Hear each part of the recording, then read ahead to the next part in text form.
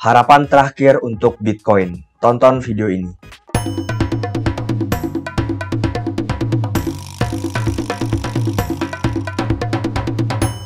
Halo semua, selamat malam. Kembali lagi di channel saya Pace Crypto. Terima kasih telah menonton video saya. Oke, untuk hari ini Bitcoin babak belur lagi. Tadi sempat menyentuh sekitar 34.000 pas. Dan tampaknya sudah mulai hopeless ya kawan-kawan. Banyak sekali orang yang sudah mulai kepikiran oleh penurunan ini ya kawan-kawan. Sudah mulai takut dan sudah mulai ingin melupakan cryptocurrency.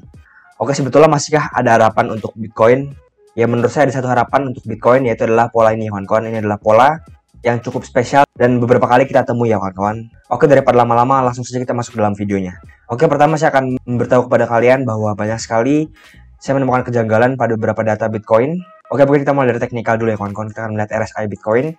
Yang paling mudah sekarang menuju sekitar 20 ya kawan-kawan. Ini merupakan oversold sekali. Bahkan pada saat penurunan kemarin itu hanya sekitar 23 ya. Dan sekarang menyentuh 20. Nah, menurut historis jika kita menjual pada oversold bukanlah hal yang baik ya kawan-kawan. Tetapi kita akan lihat hal yang membuat saya curiga terhadap Bitcoin. Yang pertama adalah data dari open interest ya kawan-kawan. Jika kita zoom chartnya, ini merupakan chart dari open interest. Nah, jika kalian belum tahu apa itu open interest, kalian dapat menonton video saya terkait open interest ya.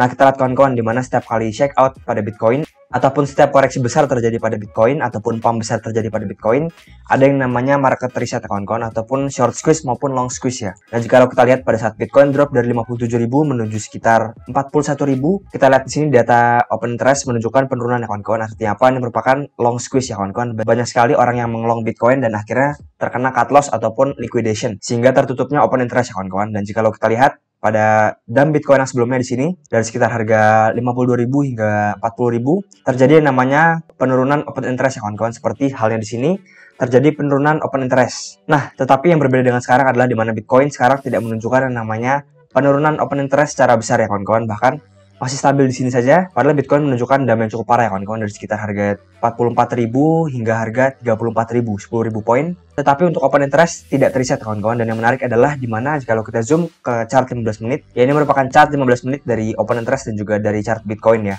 Di mana kita lihat di sini di mana pada saat Bitcoin turun terjadi kenaikan open interest ya kawan-kawan. Artinya banyak sekali orang yang membuka posisi baik itu long maupun short ya. Dan saat Bitcoin pump dari sekitar harga 34.000 menuju 35.000 hampir 36.000 yang tadi ini kawan-kawan, terjadi namanya liquidation ya kawan-kawan. Nah, saya berpikir apakah ini merupakan short liquidation? Mungkin bagi kalian yang tahu, kalian dapat komentar di kolom komentar ya. Oke, berikutnya data yang membingungkan bagi saya adalah data dari Bitcoin Exchange Reserve ya kawan-kawan, ataupun seberapa banyak Bitcoin yang berada dalam exchange. Semakin besar semakin berbahaya, biasanya semakin kecil semakin baik untuk Bitcoin. Ya, ini merupakan data dari Bitcoin Exchange Reserve ya kawan-kawan. Artinya adalah ketersediaan Bitcoin dalam exchange. Kita lihat pada saat dump Bitcoin dari sekitar harga 55.000 menuju sekitar harga 30.000 terjadi kenaikan Bitcoin dalam exchange ya kawan-kawan. Di sini chartnya naik. Artinya ini merupakan penurunan yang wajar ya.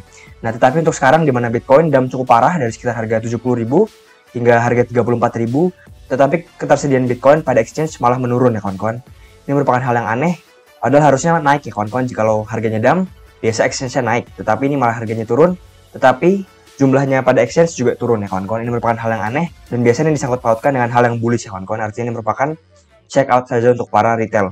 Oke, data berikutnya adalah kita akan melihat leverage ratio yang digunakan oleh para trader. Kita lihat kawan-kawan bahwa data ini tidak menunjukkan penurunan secara besar ya, padahal Bitcoin turun cukup jauh sekali. Kita lihat dari Bitcoin harga 45.000 hingga harga 34.000 tidak terjadi kenaikan yang cukup signifikan ataupun penurunan yang cukup signifikan pada jumlah leverage yang digunakan oleh para trader. Artinya apa? Artinya ini bukanlah long liquidation ya kawan-kawan, di mana harganya turun tetapi leverage-nya tetap tinggi ya kawan-kawan. Artinya ini bukanlah long liquidation ataupun salah satu pertanda untuk menjadi bullish ya kawan-kawan. Nah, ini merupakan salah satu pola yang menurut saya harapan terakhir untuk Bitcoin. Ini adalah pola bernama fake double top.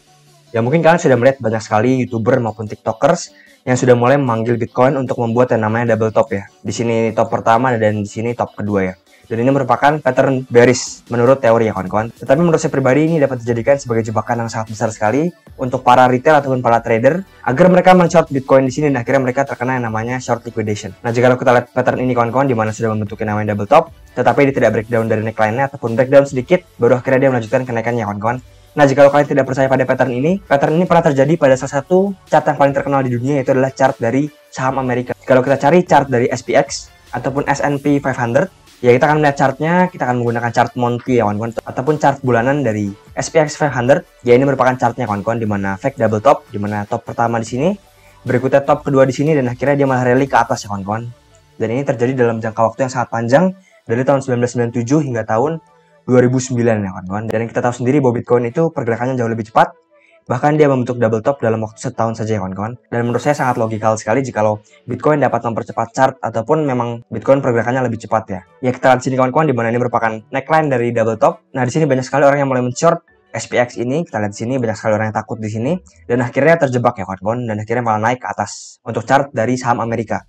Ya, jadi ini merupakan harapan terakhir untuk Bitcoin, di mana Bitcoin menyentuh titik sekitar 30.000, bahkan 26.000 menurut saya, baru akhirnya dia naik lagi ya kawan-kawan. Mengapa? Karena menurut saya sekarang banyak sekali yang membacking Bitcoin, mulai dari Tesla, berikutnya Michael Saylor, berikutnya institusi lain, bahkan presiden dari El Salvador. Dan jika kita lihat chart dari saham Amerika yang sangat berkorelasi ketat sekali dengan Bitcoin, menunjukkan dam yang cukup parah sekali ya kawan-kawan. Ini juga merupakan salah satu hal yang membuat Bitcoin drop cukup parah, yaitu saham Amerika drop sekitar 2% pada hari ini ya. Dan support terkuat saham Amerika adalah sebentar lagi mungkin di sekitar harga sini ya kawan-kawan, ataupun sekitar 2% dari harga saham Amerika yang sekarang.